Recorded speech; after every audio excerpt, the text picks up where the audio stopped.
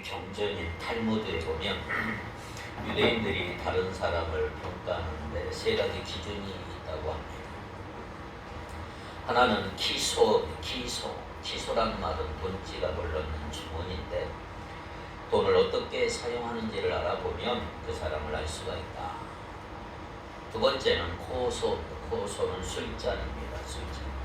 술을 어떻게 마시는가. 그 사람에게 술을 마셔보면 그 사람 됨됨이를 알 수가 있다. 세 번째, 카소입니다. 카소라는 말은 분노를 나타내는 정도입니다. 분노를 어떻게 다루느냐, 어떤 때 저 사람이 노여워하는가. 그러니까 좋은 친구는 뭐냐 하면 돈과 술과 노여움, 이 분노를 잘 다스릴 줄 아는 사람이다. 유대인들은 그렇게 친구를 사귄다고 합니다. 우리 믿는 성도의 믿음을 알아보기 위한 기준도 있어요. 믿음을 어떻게 알아보느냐. 첫 번째 기준은 돈입니다. 두 번째 기준은 고난이고요. 세 번째 기준은 질병, 아픔입니다. 마귀는 세 가지를 가지고 우리 믿음을 자꾸 흔들어요. 돈과 고난과 아픔, 질병을 통해서 우리 믿음을 시험하고 있습니다. 그러니까 오늘 저와 여러분 돈 문제에 대해서 그리고 고난 중에도 아픔 중에서도 믿음을 더욱 굳게 하시기를 바랍니다. 어떤 환경에도 변함이 없어야 합니다. 정금 같은 믿음을 가진 성도들이 되기를 축복합니다. 이 세상에서 가장 훌륭한 매너를 지닌 젠틀맨이 있었습니다.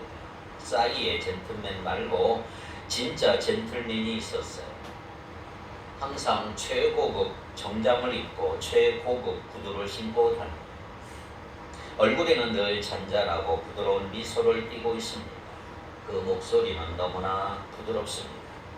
그의 언어는 교양이 철철 넘치고 항상 상대방을 배려하는 따뜻한 마음도 지녔습니다. 그리고 어디를 갈 때는 항상 다른 사람부터 들어가도록 양보를 하죠. 자동차를 운전할 때에도 다른 차들이 먼저 가도록 양보 운전에 대감합니다. 그러나 그렇게 훌륭함에도 불구하고 그가 오면 모든 사람들이 인상을 찌푸리며 그를 최대한 멀리 하려고 하는 까닭이 있어요. 그 이유가 뭘까요? 그의 손에는 온갖 더러운 우물이 잔뜩 묻어 있기 때문에 그렇습니다. 이 사람이 최고의 젠틀맨일까요? 그럴 수 없어요. 손이 깨끗하지 못하면 아무리 다른 것이 좋아도 소용이 없습니다. 시편 24편 3절로 4절 오늘 중요한 말씀이니까 한번 같이 읽겠습니다. 시편 24편 3절로 4절 시작. 여호와의 산에 오를 자가 누구며 그의 거룩한 곳에 설 자가 누구인가. 곧 손이 깨끗하며 마음이 청결하며 뜻을 허탄한 데 두지 아니하며 거짓 맹세하지 아니하는 자로다. 아멘. 여호와의 산에 오를 자가 누구냐, 그 거룩한 곳에 설 자가 누구냐, 이 질문 오늘 저와 여러분들이 결코 피해갈 수 없는, 우리가 믿는 사람이라고 한다면 오늘 이 질문은 그 답을 여러분들이 반드시 들어야만 하는 질문이라고 할 수가 있습니다. 여호와의 산에 오를 자가 누구냐, 그의 거룩한 곳에 설 자가 누구냐. 성경의 대답은 아주 단호합니다. 뭐라고 말씀합니까? 여호와의 산에 오를 자, 그 거룩한 산에 설 자는 한마디로 깨끗한 사람이다. 깨끗한 사람만이 오를 수 있다. 거룩한 사람, 경건한 사람, 성결한 사람이 여호와의 산에 오를 거룩한 곳에 설 자다. 그러한 사람을 시편 24편에서는 네 가지로 말씀하고 있습니다. 그 첫 번째가 손이 깨끗하며, 두 번째 마음이 청결하며, 세 번째 뜻을 허탄한 데 두지 아니하며, 네 번째 거짓 맹세하지 아니하는 자다. 자, 그렇다면 첫 번째 손이 깨끗하다는 의미는 과연 뭘까? 자, 오늘 제목도 손이 깨끗한 자다. 손이 깨끗한 자의 의미는 뭘까요? 손이 깨끗하다는 것은 어떤 것을 의미할까요? 성경에서 손이라는 말이 나올 때 여러 가지 의미가 있겠지만 대부분은 행동을 의미합니다. 행동을 말할 때 손이라는 단어를 쓰고 있어요. 그러니까 손이 깨끗하다 이 말은 한결같은 헌신, 일관된 행동, 충성 이런 뜻을 포함하고 있습니다. 그럼 하나님의 손은 뭐냐? 하나님의 손은 하나님께서 역사하신 것을 말합니다. 하나님이 역사하신 시편 19편 1절에 보니까 이렇게 얘기합니다. 하늘이 하나님의 영광을 선포하고 궁창이 그의 손으로 하신 일을 나타내는도다. 하나님의 손으로 하나님의 영광이 선포되고 하늘이 영광을 선포하고 궁창이 하나님의 일을 나타낸다. 만들어낸다. 이사야 41장 10절 두려워하지 말라. 내가 너와 함께함이라. 놀라지 말라. 나는 내 하나님이 됨이라. 내가 너를 굳세게 하리라. 참으로 너를 도와주리라. 그 다음에 참으로 나의 의로운 오른손으로 너를 붙들리라. 나의 의로운 오른손, 우리를 도와주고 세워주는 구원의 행동을 말할 때 하나님의 손이다 이렇게 말하죠. 사람의 손도 마찬가지예요. 사람의 손이 나올 때는 항상 행동을 말할 때가 있어요. 행동. 잠언 31장 31절 그 손의 열매가 그에게로 돌아갈 것이요 그 행한 일로 말미암아 성문에서 칭찬을 받으리라. 그래서 결국 그 손의 열매라고 하는 것은 그 행한 일이라고 하는 말과 그대로 연결이 되고 있습니다. 그렇기 때문에 손이 깨끗하다 이 말은 행동이 깨끗하다 이 말이죠. 거룩한 삶, 경건한 삶, 깨끗한 삶, 성결한 삶을 살고 있다. 그러니까 손이 깨끗한 사람은 거룩한 사람이고 경건한 사람이고 성결한 사람입니다. 우리가 흙을 만지다가 오다 보면 손에 뭐가 묻어요? 흙이 묻어요. 흙. 페인트 칠을 하고 오면 페인트가 묻고요. 여러분들이 음식을 만들거나 음식을 먹고 오면 손에서 음식 냄새가 나게 돼 있어요. 술이나 담배를 하고 오면 술 냄새, 담배 냄새가 손에 나게 돼 있어요. 우리가 하는 행동 모두가 다 손에 나타납니다. 손. 그런 것들은 보이거나 느껴지지만 보이는 것만 있는 게 아니에요. 단순히 흙이나 페인트나 음식이나 술 같은 것만 손에 묻는 게 아니에요. 물론 육신의 눈으로는 그런 것 보이겠지만 여러분 중요한 것은 영적으로 보면 우리가 한 모든 행동이 손에 다 묻어있는 거예요. 더러운 돈을 움켜쥔 손에는 더러운 돈 냄새가 남아있는 것입니다. 폭력을 행한 자의 폭력은 손에 남아있죠. 그 손으로 남을 때리고 오면 고통을 주고 오면 그 손에 폭력이 남아있습니다. 음란한 짓을 행하고 온 자의 손에는 음란한 흔적이 남아있고요. 거짓말과 험담으로 남을 마음을 아프게 한 자의 손에는 그 피해를 당한 사람의 피가 묻어있는 것입니다.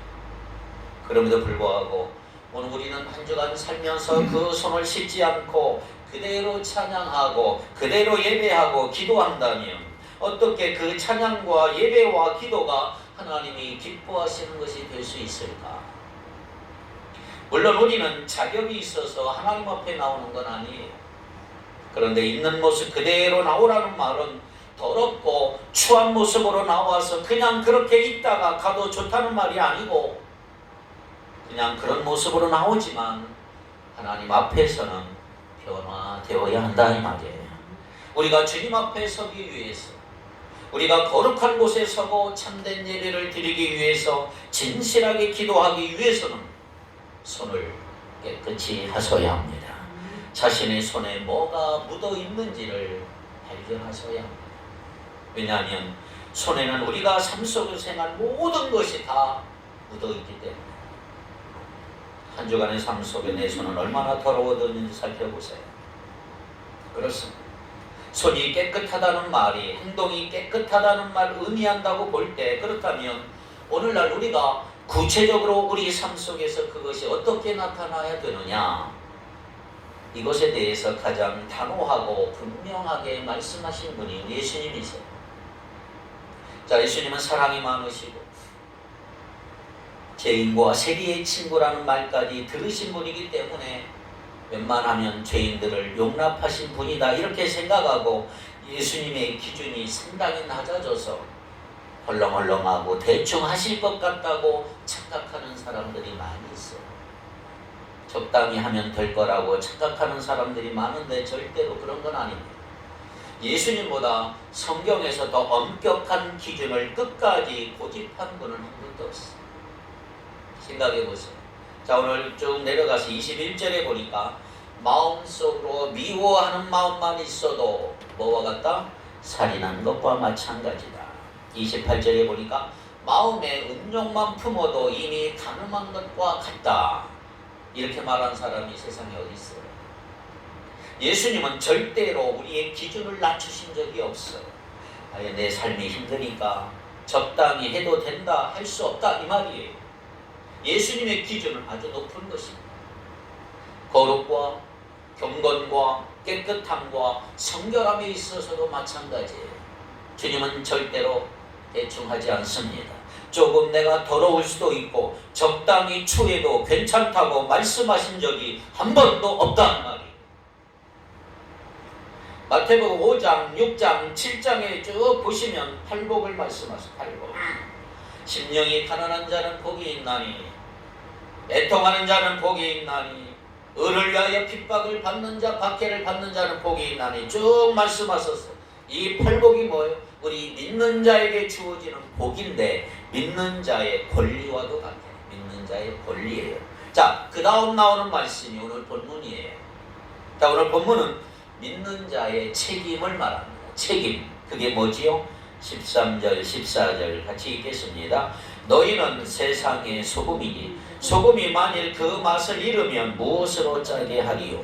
후에는 아무 쓸데없어 다만 밖에 버려져 사람에게 밟힐 뿐이니라. 너희는 세상의 빛이라. 산 위에 있는 동네가 숨겨지지 못할 것이요. 자, 이 말은 뭐냐면 깨끗함에 관한 말씀이에요. 깨끗함에 관한. 믿는 자는 깨끗해야 된다. 소금이라고 하는 이미지, 빛이라고 하는 이미지에는 거룩이 있고 경건이 있고 성결이 있고 깨끗함의 의미가 있다, 이 말이에요. 자, 소금이 맛을 내는 것이기 때문에 너희는 세상의 소금이라고 하실 때 우리 믿는 예수를 믿는 그리스도인들도 세상의 모든 것 가운데 맛을 내는 역할, 우리가 들어가면 세상에 맛을 주는 의미가 있다, 이렇게 해석할 수도 있어요. 빛도 그냥 어두운 곳에서 조명을 비추어 주는 것으로 볼 수도 있지만, 그런데 여러분, 그것은 이 말씀의 핵심이 아니에요. 그래서 예수님은 분명히 말씀하셨어요. 16절에 16절 이같이 너희 빛이 사람 앞에 비치게 하여 그들로 너희 착한 행실을 보고 하늘에 계신 너희 아버지께 영광을 돌리게 하라. 이 말씀이 뭐지요? 소금이 맛을 내는 것도, 빛이 조명을 비추는 것도 중요하지만 뭐가 중요해요? 거룩과 경건과 깨끗함과 성결의 문제다. 이 말은 내가 세상에서 살면서 깨끗한 행동, 올바른 행동을 해야 한다, 이 말이에요.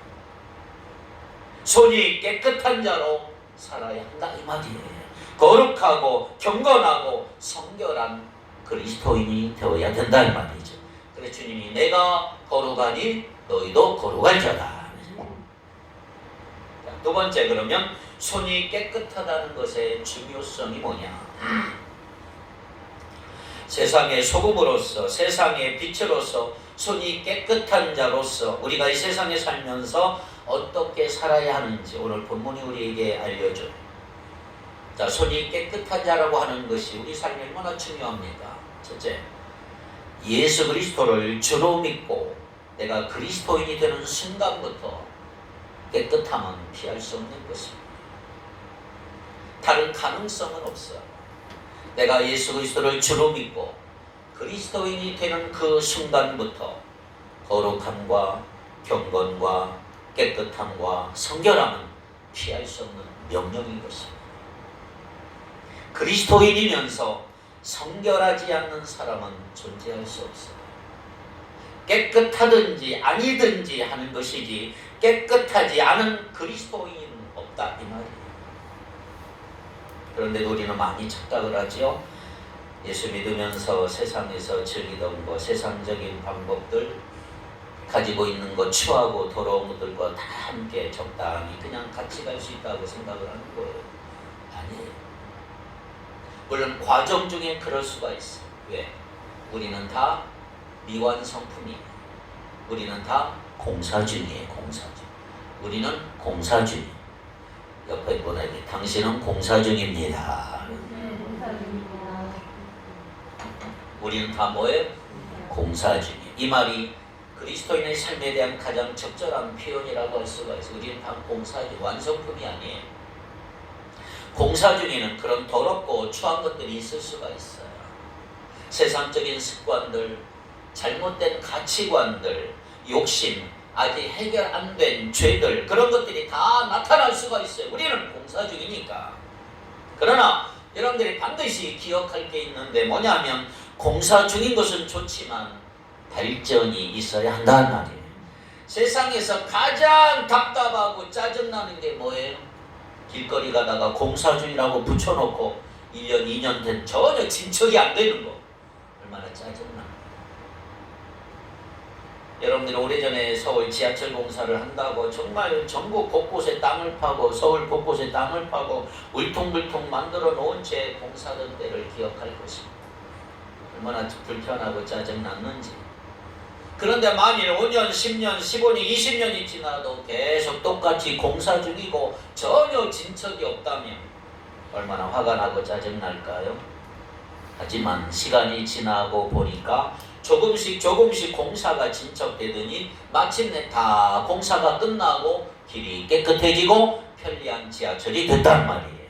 공사 중이라면 잠시 불편할 수 있지만 계속 공사 중이면 안 된단 말이에요.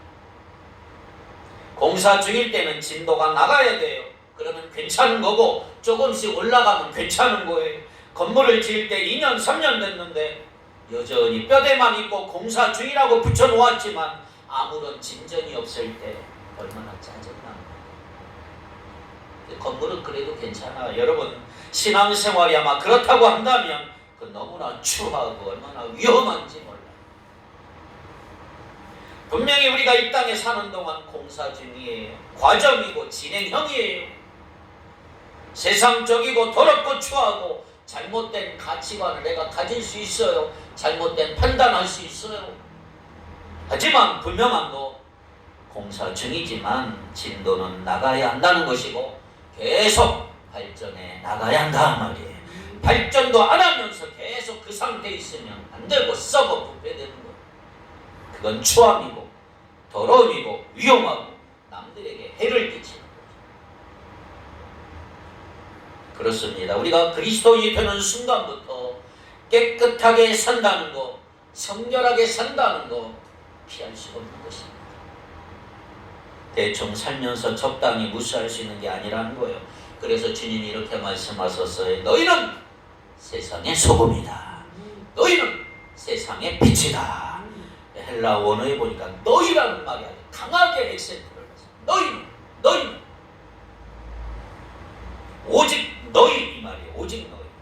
세상이 어떻게 돌아가고 있더라도 세상에 어떤 풍조가 있고 세상이 다 괜찮다고 말한다 할지라도 이 정도면 괜찮다고 합리화시키며 나갈지라도 너희만은 오직 너희만은 소금과 빛으로 살아야 한다.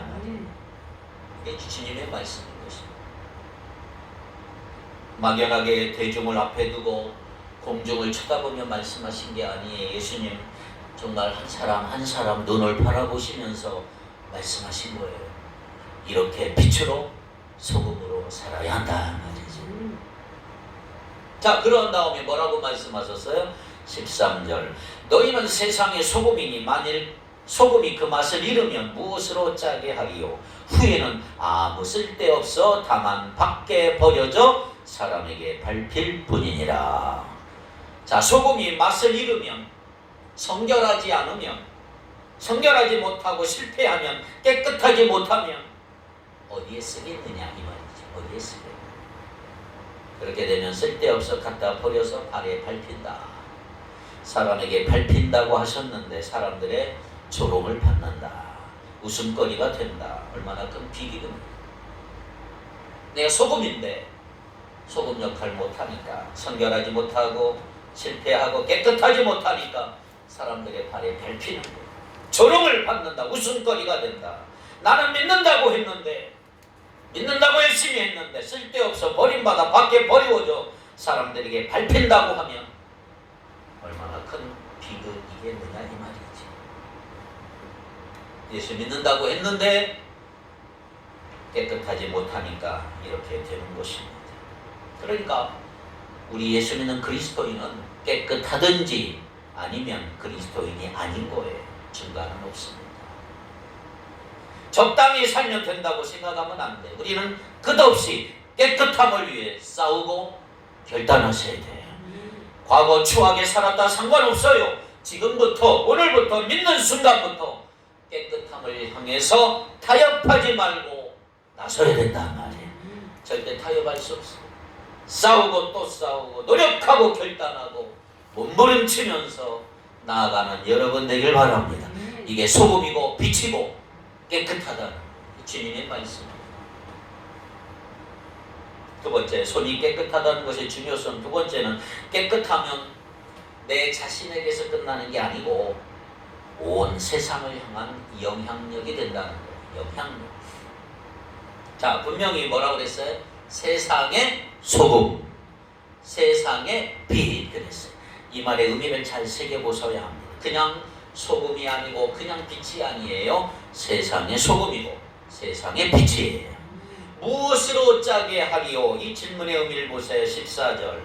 너희는 세상의 빛이라. 산 위에 있는 동네가 숨겨지지 못할 것이요. 15절. 사람이 등불을 켜서 말 아래 두지 아니하고 등경 위에 두나니 이러므로 집안 모든 사람에게 비치노니라. 자, 주님께서 말씀하시는 것은 뭐예요? 이것이 지금 너 혼자만의 문제가 아니라 이 말이에요. 내 삶은 너 혼자의 삶이 아니고 내 모든 일과 행동이 세상에 영향을 준다 이 말이에요. 주변에 영향을 끼친단 말이에요. 이게 바로 그리스도인이다. 그리스도인 남편, 그리스도인 아내, 그리스도인 아버지, 그리스도인 어머니, 그리스도인 자녀, 그리스도인 직장인, 그리스도인 사업주, 사장, 그리스도인 친구, 그리스도인 이웃의 의미가 바로 그거지요. 내 삶은 나 혼자만의 삶이 아닌 거예요. 내가 어떻게 사는가? 내 가족에게, 옆 사람에게, 이웃에게 다 영향을 준다 이 말이에요. 이게 그리스도인의 삶이라고 할 수가 있습니다. 그러므로 우리는 그리스도인이 되는 그 순간부터 영향력을 끼치며 살게 돼 있어. 만약 그렇지 못하면 가짜입니다. 가짜. 내가 그리스도인인데 나 혼자만 잘 먹고 잘 살겠다고 한다면 그거 가짜예요. 우리는 영향력을 주게 되어 있습니다. 나 혼자만 잘 믿으면 됐지 착각이에요. 혼자 잘 믿는 거 없습니다. 우리는 주변에 영향을 끼치며 살게 되어 있는 거예요. 그런데 그 영향력은 어디에 기초하고 있느냐? 바로 깨끗함입니다. 깨끗함. 아무리 대단한 사역을 하고 엄청난 설교를 하고 강의를 말하고 대단한 이벤트를 하고 대단한 센세이션을 일으킨다 할지라도 그 사람이 삶 가운데 깨끗하지 못하다고 한다면, 어떤 부정이 있고 썩은 것이 있다고 한다면 그건 아무것도 아니야. 아무것도. 누가 인정할까요? 영향력 제로예요. 제로. 그렇습니다. 그렇게 살면 영향력이 없을 뿐만 아니라 그리스도인이라고 하는 이름을 가지고 그렇게 했을 경우 예수님의 십자가를 가로막을 수가 있어요. 주님께서 십자가에 피 흘리면서 구원을 베풀어 주셨는데 그 십자가의 능력을 막고 무력하게 만드는 행동을 우리가 참 많이 하잖아요. 집에서, 직장에서 그런 일들이 많아요. 자녀들 중에 예수 안 믿는 자녀들이 있는데 믿는 부모님 때문에 자기는 못 믿겠다는 거예요. 빛이 아니고 소금이 아니에요. 어떤 사람은 자기 직장 상사가 회사 사장이 믿는 사람이라고 하는데 그가 하는 짓을 보니까 못 믿겠다는 거예요. 저 사람이 믿는 하나님이라면 자기는 안 믿어도 괜찮다는 거죠. 이게 얼마나 큰 비극입니까? 그러니까 우리가 정말 그리스도인이라면 소금으로 빛으로 살아야 합니다. 손이 깨끗하다는 의미 첫째. 두 번째, 손이 깨끗하다는 것이 중요성. 세 번째, 세상에 소금과 빛으로 산다는 건 그렇다면 무엇일까? 첫째, 세상에 소금으로 사는 삶이 뭘까요? 세상에서 소금으로 산다는 말은 부패하지 않는 깨끗함을 의미하고 있습니다. 썩지 않는 깨끗함이 있습니다. 돌이나 플라스틱은 안 썩는데 음식은 썩어요. 맛있는 음식일수록 여러분 빨리 썩어요. 아세요? 방부제가 들어간 음식은 덜 썩지만 순수하고 좋은 재료가 들은 음식은 금방 썩습니다. 영적으로 보면 잘 들으셔야 합니다. 영적으로 보면 내가 썩는다 이 말은 하나님이 주신 그 좋은 복을 잘못 사용하고 있는 거예요. 잘못 사용하면 썩게 돼요. 소금답지 못한 삶. 예를 들어 볼까요? 하나님이 이 세상에서 우리에게 나에게 높은 위치 주셨어요. 좋은 자리 주시고 좋은 직분 맡기셨는데 그것 가지고 이용해서 자기 속에 있는 돈에 대한 욕심 때문에 뒷돈을 받고 그러면 그것을 부패라고 하지요. 썩은 것입니다. 썩은 것. 이게 정치에만 있는 얘기가 아니에요.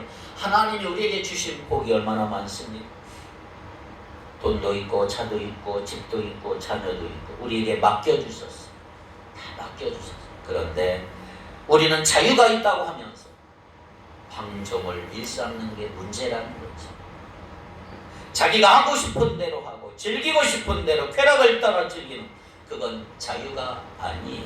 그건 썩은 거예요. 방종이에요. 방종. 여러분 진짜 자유는 절제할 줄 아는 거예요. 하나님이 사랑을 주셨는데 사랑을 쾌락을 위해 사용한다면 자기 욕망 때문에 쾌락을 위해 사용한다면 그건 썩은 거예요. 하나님이 주신 복을 가지고 결국 자기 욕망을 이루는 데 쓴다면 그건 썩은 거예요. 썩은. 하나님이 주신 물질적인 축복 주셨는데 사치하고 향락하고 교만하면 그러면 썩은 거예요. 썩는다고 할 때 결국 욕망을 이기지 못해 썩는 거예요. 그럴 때 소금으로 살기 위해 필요한 것이 뭘까요?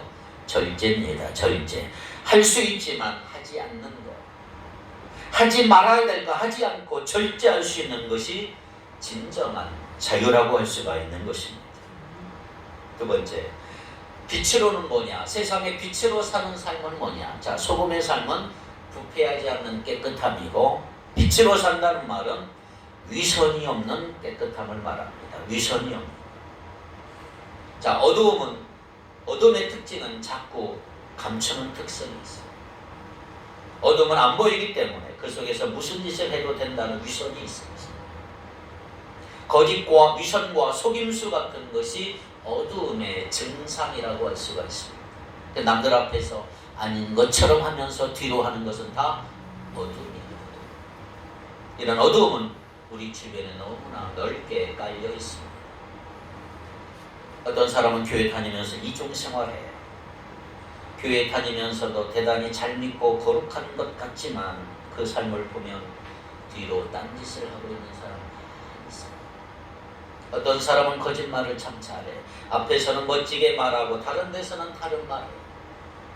계속 말이 바뀌는 사람이 있어요. 앞에서는 아부하지만 안 보이는 데서는 험담하는 사람이 있어요. 사실이 아닌데 자기 목적을 위해 모함하는 사람도 있어요.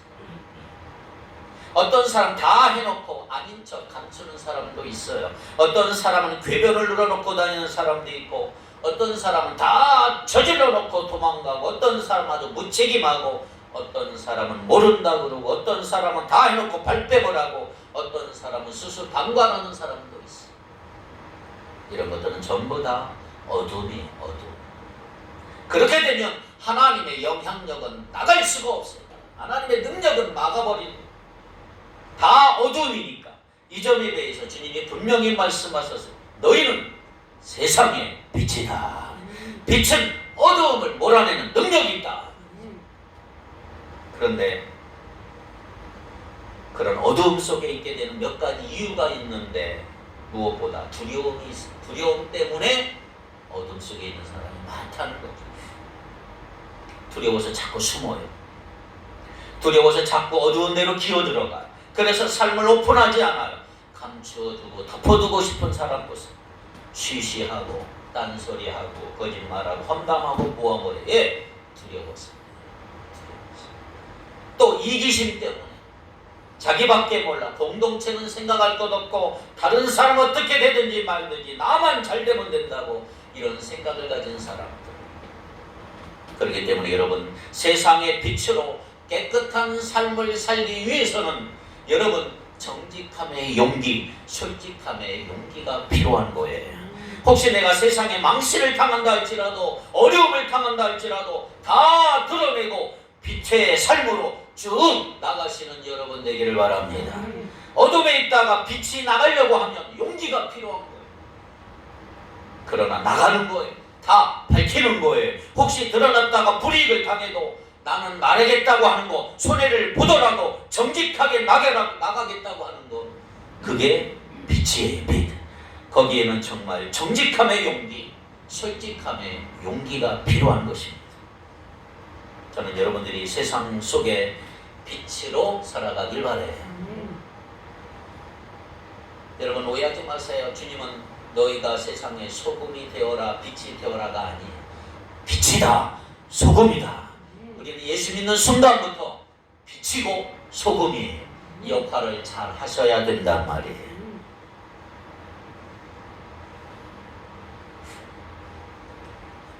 미국에 몇 년 전에 미국에 갔을 때 어느 식당에 가니까요, 목사님들 두루루 한꺼번에 식당에 가서 식사를 하고 화장실에 가면 화장실에 이런 말이 영어로 써 있었어요. 근데 해석을 좀 해달라니까 이런 해석이에요. 직원들은 일하는 곳으로 돌아가기 전에 손을 씻어야 한다. 이런 말이 쫙 써 있어요. 직원들은 일하는 곳으로 돌아가기 전에 손을 씻어야 한다. 식당에서 일하는 사람은 화장실에 가서 볼일을 본 다음 반드시 손을 씻어야 한다. 그래야 가서 깨끗한 손으로 음식을 만드는 일을 또 할 수 있기 때문에 그렇죠. 자, 영적으로 생각해 보면 이런 겁니다. 하나님의 일을 하는 사람은 손이 깨끗해야 된다. 그 손으로 일하고 그 손으로 다른 사람을 섬기기 때문에 깨끗해야 된다. 성경 한 군데 잡고 마칩시다. 디모데후서 2장 20절 21절 다 같이 디모데후서 2장 20절 21절 시작.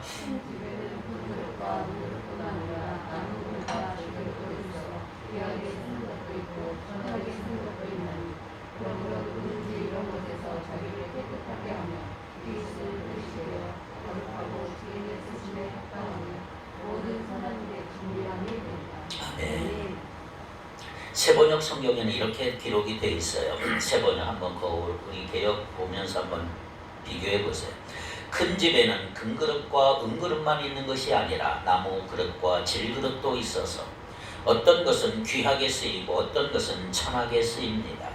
그러므로 누구든지 이러한 것들로부터 자신을 깨끗하게 하면 그는 주인이 온갖 좋은 일에 요긴하게 쓰는 성별된 귀한 그릇이 될 것입니다.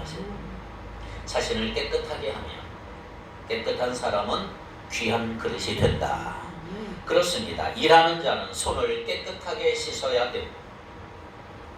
여러분 가정을 섬기고 싶으신가요? 손을 깨끗하게 씻으시기 바랍니다.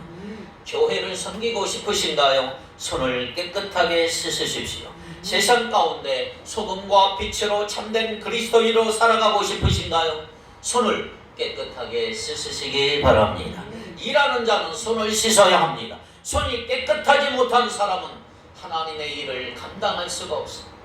손이 깨끗하지 않은 사람은 그리스도인의 영향력을 결코 발휘할 수가 없습니다. 손이 깨끗하지 않은 사람은 세상을 바꿀 수가 없습니다. 그리고 손이 깨끗하지 않은 사람은 결국 버림받고 발로 밟힐 수가 있어요.